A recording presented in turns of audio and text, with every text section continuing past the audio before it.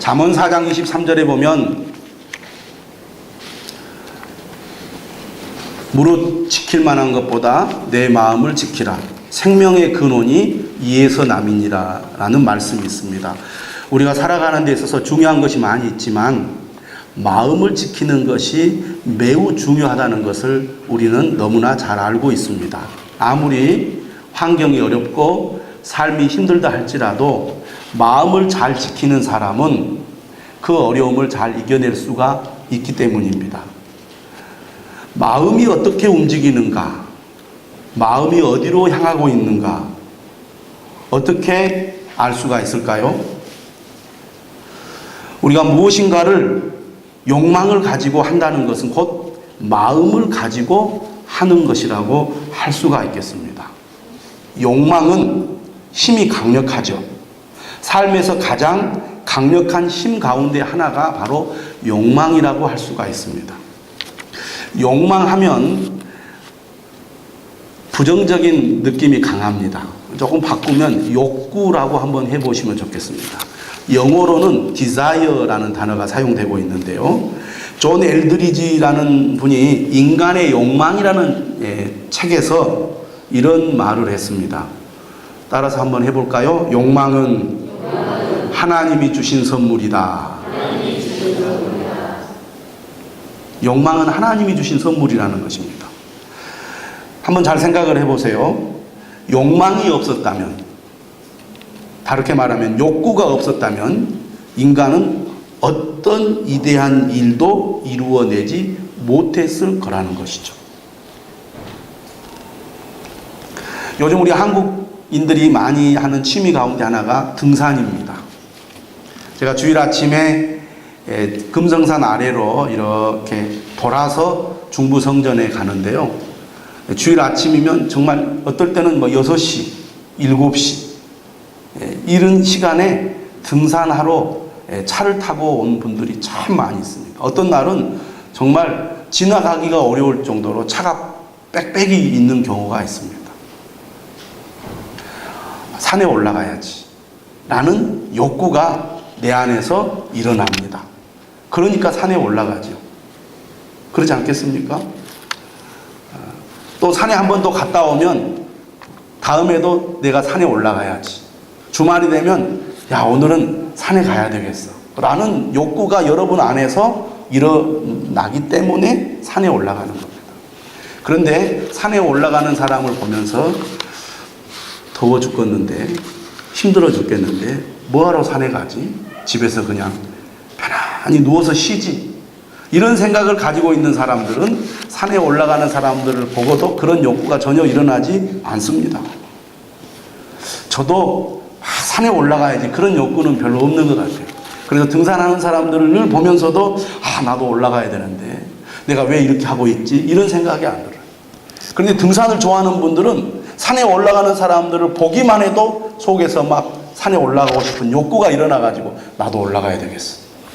반드시 가야 돼. 어떤 일이 있어도 만사를 제쳐놓고 산에 올라갈 거야. 욕구가 그 안에 있으면 그 사람을 행동하게 만듭니다.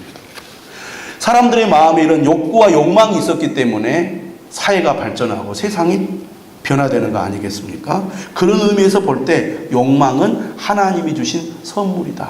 우리 안에 욕구와 욕망이 있는 것을 숨기고 없는 것처럼, 아닌 것처럼 하는 것도 사실은 정직하지 못한 것입니다. 사랑하는 것도 욕구가 있기 때문에 사랑을 하는 겁니다. 또 작곡가들이 아름다운 노래를 쓰는 것도 그 안에 노래를 작곡하고 싶은 욕구가 일어나기 때문에 그 아름다운 노래를 만들어내지 않겠습니까? 하나님께서는 우리 안에 좋은 욕망과 욕구를 주셔서 그 욕구를 발산하면서 즐거워하며 살아가기를 원하십니다. 빌립보서 2장 13절에 이런 말씀이 있어요. 너희 안에서 행하시는 이는 하나님이시니 자기의 기쁘신 뜻을 위하여 너희에게 소원을 두고 행하게 하시나니. 우리가 하나님을 열심히 믿는 것도 우리 안에 욕구가 있어야 가능한 겁니다. 난 열심히 하나님을 믿고 싶어. 열심히 하나님을 예배하고 싶어. 열심히 하나님을 찬양하고 싶어. 이런 욕구가 내 안에 있어야 하나님을 찬양하는 것도 하나님을 예배하는 것도 가능한 것입니다. 그런데 문제는 우리 안에 좋은 욕구, 욕망만 있는 게 아니고 나쁜 욕구와 욕망도 있다는 것입니다. 갈라디아서 5장 17절에 뭐라고 말합니까? 육체의 소욕은 성령을 거스르고 성령은 육체를 거스르나니 이 둘이 서로 대적함으로 너희가 원하는 것을 하지 못하게 하려 함이니라. 여러분, 아까 영상에서 약할 때 강함 대신에 작곡가 데니스 저니건, 여러분 영상을 보지 않으셨습니까?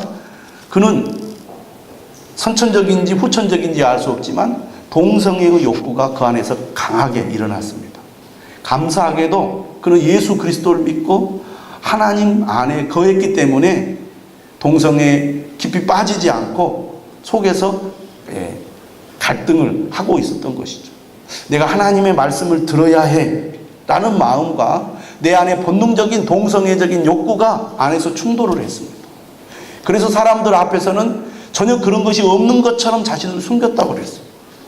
그런데 어느 날 하나님의 은혜가 임해서 그가 그 동성애적인 욕구를 몰아내고 하나님이 기뻐하시는 욕구로 자기의 마음을 변화시키고 채움으로써 삶이 변화된 거 아닙니까? 그래서 9명이나 자녀를 낳았다고 되어 있습니다. 여러분, 우리 안에는 이처럼 좋은 욕구와 나쁜 욕구가 싸우고 있는 것입니다. 욕구 자체가 나쁜 게 아닙니다. 욕망이 있는 것 자체가 나쁜 게 아닙니다. 그 욕구와 욕망이 선한 방향으로 사용된다면 오히려 우리의 삶을 더 활기 있게 만들고 오히려 우리의 삶을 더 풍성하게 만든다는 것입니다. 문제는 우리 안에 잘못된 욕구, 악한 욕구가 함께 있기 때문에 그것이 늘 우리 안에서 싸우는 것이 문제라는 것이죠. 야고보서 1장 14절 15절에 어떤 말씀이 있습니까? 오직 각 사람이 시험을 받는 것은 자기 욕심에 끌려 미혹됨이니 욕심이 잉태한 즉 무엇을 낳고? 죄를 낳고 죄가 장성한 즉 사망을 낳느니라. 그렇게 말씀하고 있습니다. 오늘 본문 4장 1절에 뭐라고 말합니까? 너희 중에 싸움이 어디로부터 다툼이 어디로부터 나느냐? 너희 지체 중에서 싸우는 정욕으로부터 나는 것이 아니냐? 싸우는 정욕. 헬라어로는 헤도네라는 단어가 사용되었는데 기본적인 뜻은 즐거움, 쾌락이라는 뜻입니다. 더 본질적인 의미를 이야기한다면 쾌락을 추구하는 욕망, 이렇게 해석할 수가 있겠습니다. 표준 세번역에 보니까 육신의 욕심 이렇게 번역을 했고 다른 책들을 보니까 이 정욕을 이기적인 욕망 이렇게 설명을 하고 있습니다.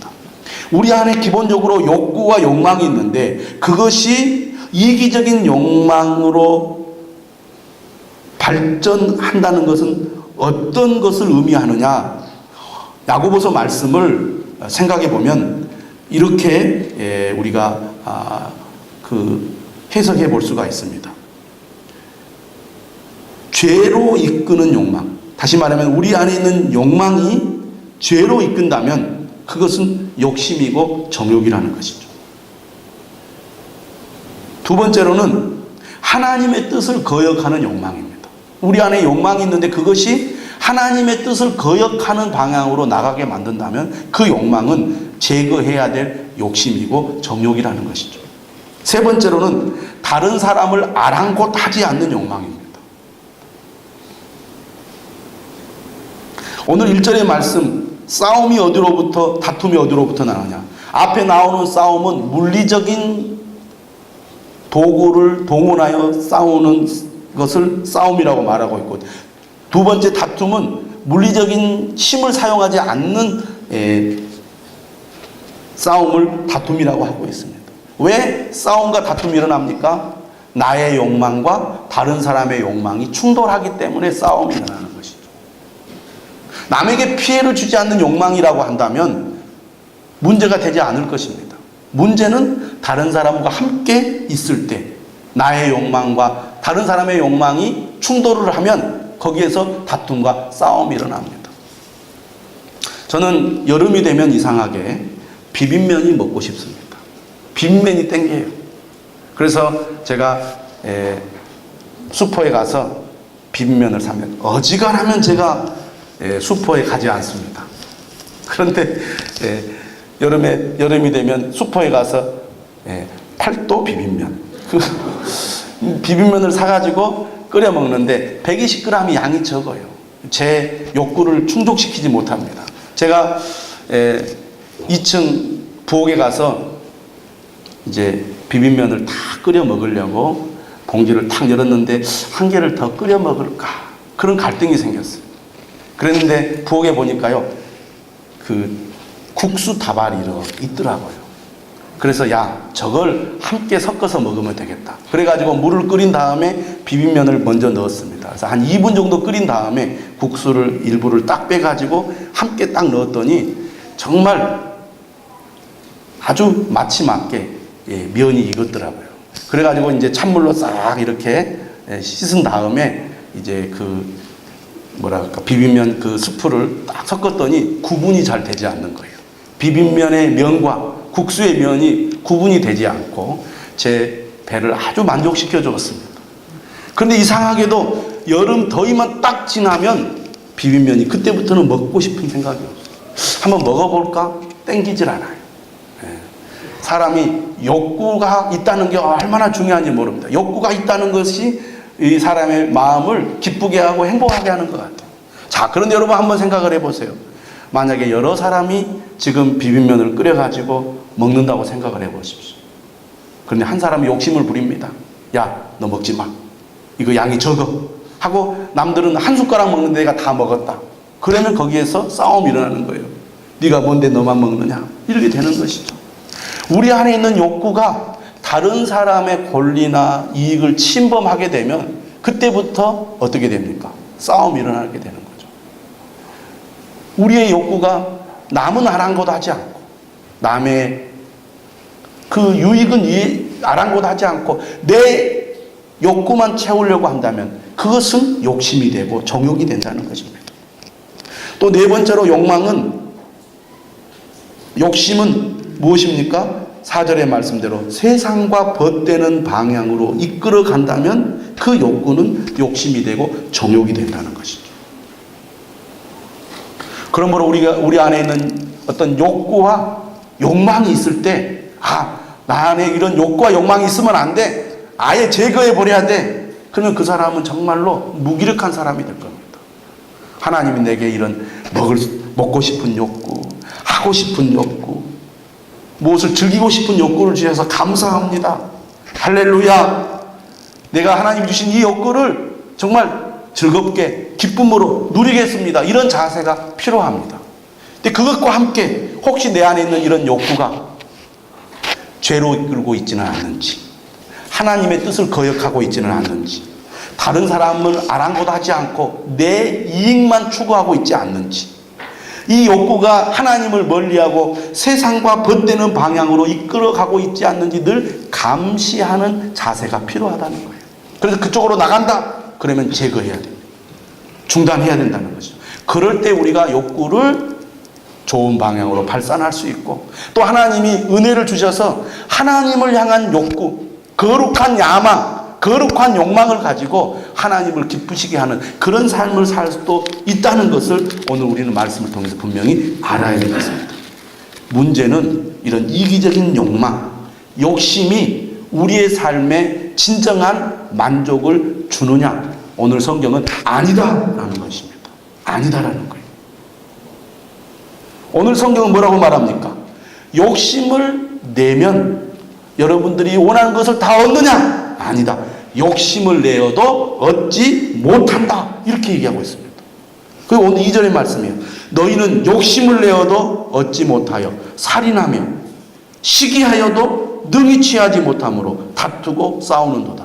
사람이 욕심이 생기면 어떻게 됩니까? 남의 것을 빼앗으려고 합니다. 남을 짓밟으려고 합니다.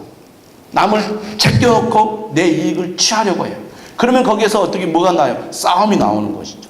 그 싸움과 갈등이 심하면 사람을 죽이기까지 한다는 것이죠. 문제는 그렇게 한다고 해서 내가 원하는 것을 얻느냐? 욕심을 내어 무엇을 얻으려고 하면 오히려 얻어지는 게 아니고 오히려 얻지 못하게 된다는 것이죠. 저는 요즘 공부를 많이 한 사람, 똑똑한 사람, 사회적인 지위가 있는 사람에 대해서 실망을 많이 해요. 우리가 자녀들을 정말 열심히 잘 키워보려고 애를 씁니다. 제가 듣기로 혁신도시에 내려오신 많은 우리 공공기관, 공기업에 있는 우리 그 직원분들이 자녀 교육 때문에 이사를 많이 오지 못했다고 들었습니다. 자녀를 사랑하는 마음, 자녀가 어떻게 해서든지 좀 잘 되었으면, 나보다 더 나은 그런 삶을 살았으면 하는 마음은 모든 부모의 공통된 마음입니다. 하지만 요즘 일어나는 여러 가지 사건들을 보면서 정말 우리 자녀들이 공부를 잘해가지고 출세하고 성공하는 것이 정말 잘하는 일이냐라는 것에 대해서 좀 회의감이 들 때가 있어요. 가난하고 힘없는 사람은 가난하고 힘없는 욕심을 부리고, 부자이고 힘있고 똑똑한 사람은 큰 욕심을 부리는 것을 볼 때 마음이 편치 않더라고요. 이번에 진경준 검사장, 그 전에 제가 홍만표 검사, 그 변호사 얘기도 하지 않았습니까? 진경준 검사장, 저하고 똑같은 시대에 대학을 다녔더라고요. 근데 이분이 서울대학교 법대를 나왔어요. 얼마나 공부를 잘했겠습니까? 그런데 이분이 이 검사 때 한 20년 전인가요? 4천 얼마 절도한 사람을 재판에 회부해가지고 구속을 시켰어요. 4천 얼마. 4천만 원 아닙니다. 4천 원. 근데 이번에 이분이 얼마나 많이 돈을 먹었는지 요즘 검사 출신들은 기본이 100억 되더라고요.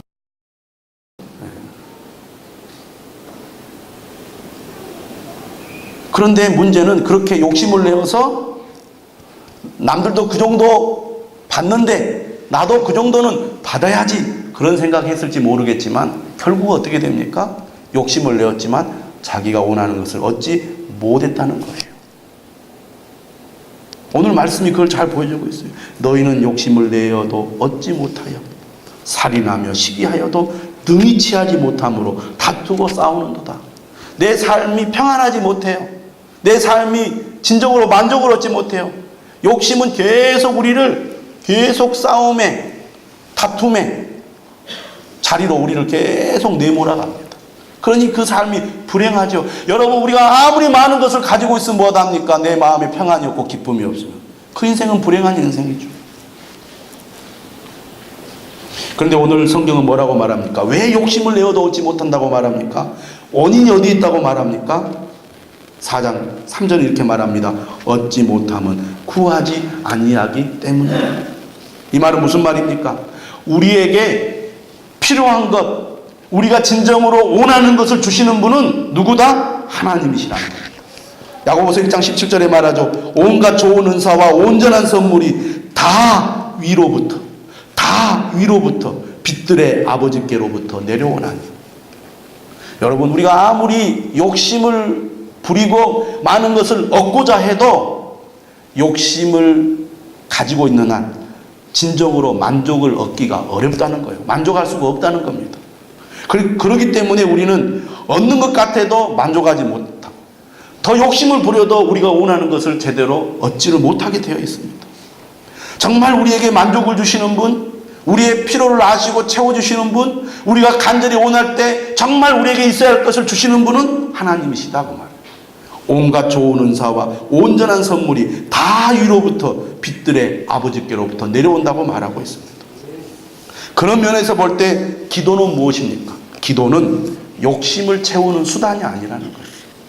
기도는 욕심을 채우는 수단이 아닙니다. 많은 사람들이 기도를 시도했다가 기도를 중단합니다. 왜? 기도했더니 내 욕심이 채워지지 않거든요. 처음에는 하나님, 내가 이걸 원해요. 욕심을 구할 때가 많이 있어요. 욕심을 따라. 그런데 욕심을 따라 구하면 우리에게 필요한 것들이 채워지느냐? 아니다, 그 말이에요. 기도 실패의 원인이 어디에 있습니까? 기도를 욕심을 채우는 수단으로 오해하고 있기 때문입니다. 야고보서 4장 3절 하반절에 뭐라고 말합니까? 구하여도 받지 못하면 정욕으로 쓰려고 잘못 구하기 때문이라.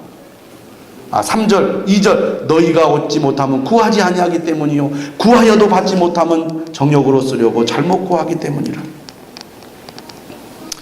잘못된 기도가 기도 실패의 원인이라는 것입니다. 기도는 어떤 것입니까? 6절에 보니까 이렇게 말해요. 그러나 더욱 큰 은혜를 주시나니 그러므로 일렀을 때 하나님이 교만한 자를 물리치시고 겸손한 자에게 은혜를 주신다 하였느니라. 어떤 사람이 기도합니까? 따라서 합시다. 겸손한 자가 기도한다. 네, 겸손한 자가 기도합니다. 겸손한 자는 어떤 자입니까? 하나님의 주되심을 인정하는 자예요. 하나님이 모든 것의 주인이라는 것입니다.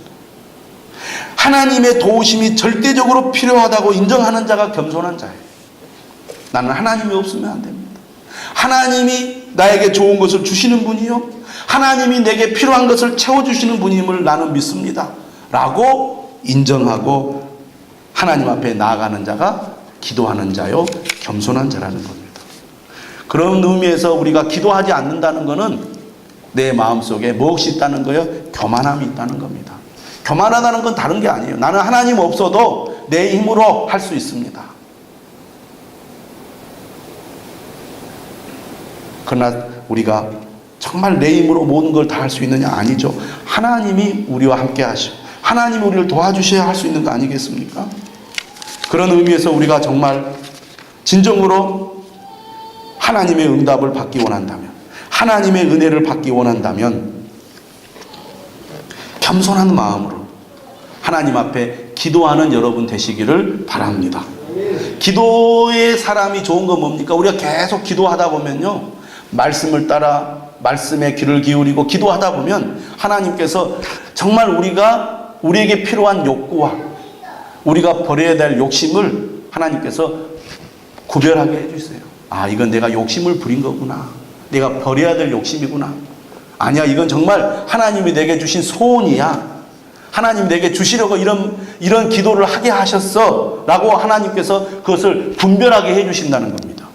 근데 우리가 기도하다가 욕심을 따라 기도하다가 응답이 없다고 하나님이 들어주시지 않는다고 기도를 중단해 버리면 어떻게 됩니까? 정말 우리에게 필요한 기도를 우리가 못하게 돼요. 그러니까 어떻게 됩니까? 계속 우리 안에 욕심은 일어나지, 욕심을 따라 우리가 얻으려고 애를 써도 원하는 것을 얻지 못하지, 삶이 딜레마에 빠지는 거예요. 진정으로 은혜 받기 원한다면 오늘 성경은 7가지를 하라고 말합니다. 첫 번째, 따라서 합시다. 하나님께 복종하라. 7절의 말씀이죠. 정말 우리가 응답받기 원한다면, 은혜 받기 원한다면, 욕심을 버리고 하나님이 주시는 정말 귀한 복을 받기를 원한다면 하나님께 복종해야 합니다. 표준 세번역에 보니까 하나님께 자신을 드리라 이렇게 되어 있습니다. 진정으로 기도하는 사람은 어떤 사람입니까? 하나님께 복종하는 사람입니다. 하나님께 자신을 드리는 사람이에요. 은혜를 받을수록 기도할수록 나는 하나님의 것입니다. 내 삶을, 내 전체를 하나님께 드리겠습니다 하고 하나님께 바짝 엎드릴 때 하나님이 그런 사람들에게 더 큰 은혜를 주시는 것이죠. 두 번째로 따라서 합시다. 마귀를 대적하라. 마귀는 우리로 하여금 하나님과 원수되게 만듭니다. 4절에 그렇게 되어 있죠. 가늠한 여인들아, 세상과 벗된 것이 하나님과 원수됨을 알지 못하느냐. 그런즉 누구든지 세상과 벗이 되고자 하는 자는 스스로 하나님과 원수되는 것이니라. 좋은 것은 다 하나님이 주시는데 하나님과 원수가 되면 우리는 다 끝난 거죠. 하나님과 원수가 되면 안 돼요. 마귀는 우리로 하여금 세상을 벗삼도록, 세상을 가까이 하도록 계속 우리를 유혹합니다. 그렇기 때문에 그런 유혹이 들 때마다 우리가 마귀를 대적해야 합니다. 그럼 마귀가 물러난다 그 말이에요. 마귀는 우리의 생각을 통해서 우리에게 접근하죠. 야, 뭘 좀 해봐. 그거 멋있지 않니? 그거 매력적이지 않니? 그거 탐나지 않니? 계속 우리의 마음속에 그런 생각을 불어넣어요. 그러면 우리는 어떻습니까? 한번 마음속에 어떤 욕망이 일어나면 기어코 그것을 이루려는 그런 욕심이 생기게 되어 있습니다. 근데 그것이 하나님의 뜻을 거역하는 것이고 세상을 버타게 되는 일이라면 우리가 가감히 그것을 물리쳐야 되거든요. 그런 생각이 들 때마다 어떻게 해야 됩니까? 여러분, 신기하게도 예수님의 이름으로 그러한 생각들을 물리치면요, 물러가요. 아까 여러분 영상에 보셨잖아요. 입으로 고백하는 것이, 입으로 선포하는 것이 아무것도 아닌 것 같지만 엄청난 힘이 있습니다. 하나님 살아계시거든요. 하나님 우리와 함께 계시거든요. 하나님의 말씀의 능력이 있어요. 주님의 이름의 능력이 있거든요. 예수님의 이름으로 악한 생각을 물리치면 떠나간다 그 말입니다. 나사렛 예수 그리스도의 이름으로 명하노니 내 마음에 악한 생각을 불어넣는 마귀는 떠나라, 떠나가라. 이렇게 우리가 내 귀에 들리도록 선포하면요, 그런 생각들이 떠나가게 되어 있습니다. 그래서 여러분, 그런 잘못된 이기적인 욕망이 여러분 안에서 일어날 때, 아, 이건 내 생각이고 정말 내게 필요한 것이고 반드시 내가 그걸 해야 직성에 풀린다, 이렇게 생각하고 그냥 끌려가지 마시고, 아, 이게 하나님의 뜻에 반대되는 거라 여러분들이 그렇게 판단이 되면 물리쳐야 된다고 말입니다. 그래도 막 내가 이길 수가 없어, 그래도 견딜 수가 없어, 하나님 앞에 나와야 돼요. 하나님을 가까이 해야 됩니다. 따라서 합시다. 하나님을 가까이 하라. 그리하면 너희를 가까이 하시리라. 마귀를 대적하는데도 여전히 내 마음에 그런 생각이 떠나지 않는다면 하나님 앞에 가까이 나와야 돼요. 하나님 가까이.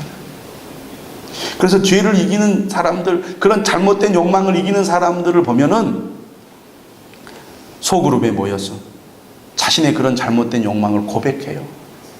저를 도와주세요. 제 마음에 그런 갈등과 욕망이 있는데 이겨낼 수가 없어요. 저를 위해 기도해 주세요. 하나님을 그렇게 가까이 할 때 하나님께서 도와주시는 거예요. 그래서 죄를 이기도록, 거짓된 욕망, 이기적인 욕망, 욕심을 이겨내도록 하나님 도와주신다 그 말입니다. 네 번째, 따라서 합시다. 죄인들아, 손을 깨끗이 하라. 네.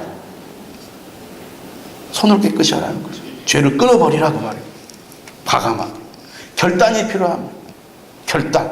다섯 번째, 따라서 합시다. 두 마음을 품은 자들아, 마음을 성결하게 하라. 늘 우리가 왔다 갔다 합니다.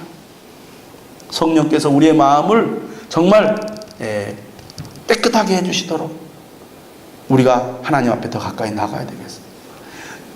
마음을 방치하면 안 돼요. 그대로 내버려 두면 안 돼요.